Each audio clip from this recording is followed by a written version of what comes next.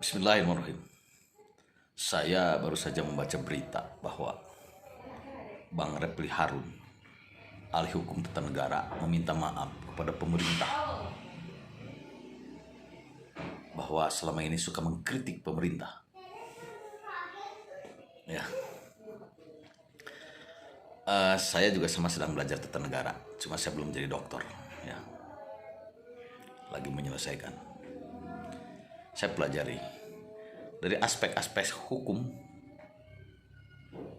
Nampaknya kritikan Pak Refli Harun ini bagus kalau menurut saya. Seperti ambil contoh, pernah punya pendapat tentang pemilihan pilkada tidak harus 5 tahun, bisa 7 tahun, tapi dipilih hanya 1 kali. Itu bagus kalau menurut saya. Biar seorang wali kota tidak berpikir mencalonkan kembali sehingga melakukan hal yang tidak baik.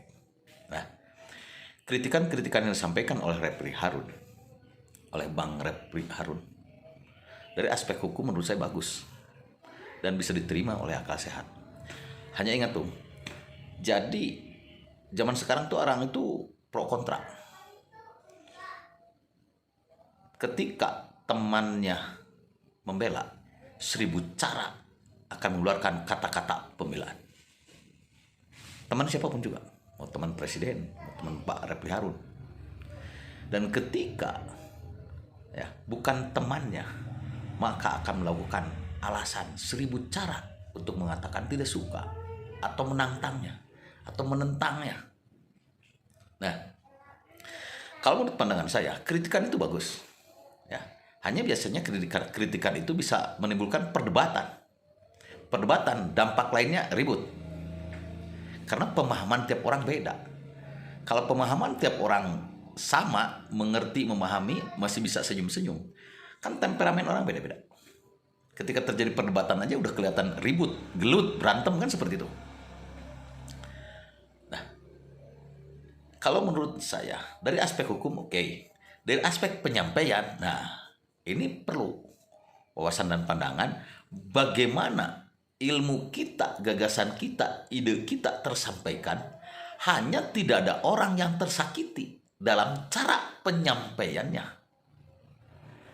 Ingat, penyampaian yang salah bisa dibela oleh orang yang tidak terlalu paham hukum dan tidak terlalu paham etika, tapi pahamnya emosi. Akhirnya bisa membela. Karena setiap orang pasti punya pengikut. Bang Refli Harun juga punya pengikut, bisa ribuan tuh. Pembacanya, pengidolanya bisa ribuan. Apalagi Pak Presiden. Ya, itu juga bisa jutaan, bahkan puluhan juta. Nah, puluhan juta itu adalah puluhan juta perbedaan pandangan dan wawasan dan kemampuan ilmu yang dimiliki. Isi kepalanya puluhan juta itu beda. Jadi cara menanggapinya pun beda-beda. Ada yang sambil senyum, ada yang sambil marah, ada yang santai-santai saja, dan sebagainya. Itu kan terjadi sebuah perdebatan-perdebatan. Makanya ketika kita menyampaikan kritikan dengan data yang bagus, clear. Tapi ketika disampaikan dengan data yang bagus sekalipun, tapi cara penyampaiannya kurang ada kesimpatian, keempatian dari kalimat dan kata-kata yang dianggap sopan, santun, lembut. Nah, itu kan perdebatan nantinya. Ada orang benci. Karena substansi dari sebuah permasalahan itu bukan dari bagaimana cara berekspresi menyampaikan. Yang tegas, yang tidak disimpati orang. Tapi isi. Ya. Jadi ini hanya butuh kemasan kalau menurut saya. Butuh kemasan kalau menurut saya.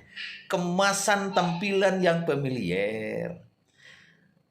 Udah mengkritisi isinya, tampilannya garang-garang gitu kan nggak nyaman orang mendengarnya. Karena orang juga tidak semua mengamati isi. Kadang banyak orang juga mengamati tampilan, emosi, yang suka, tidak suka dan sebagainya, itu berdampak. Hati-hati. Nah, begitu. Ini pandangan saya.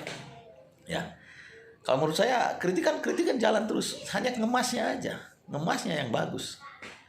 Ya, jadi biar diterima oleh semua kalangan. Baik kalangan yang ngerti hukum, yang ngerti etika, yang ngerti tata krama, yang ngerti budi pekerti, yang tidak mengerti, yang tradisional, yang irasional, yang emosional. Bikin penyampaian yang dapat diterima oleh semua karakter yang ada. Itu pandangan saya. Mohon maaf kalau saya salah. Ini pendapat. Wassalamualaikum warahmatullahi wabarakatuh.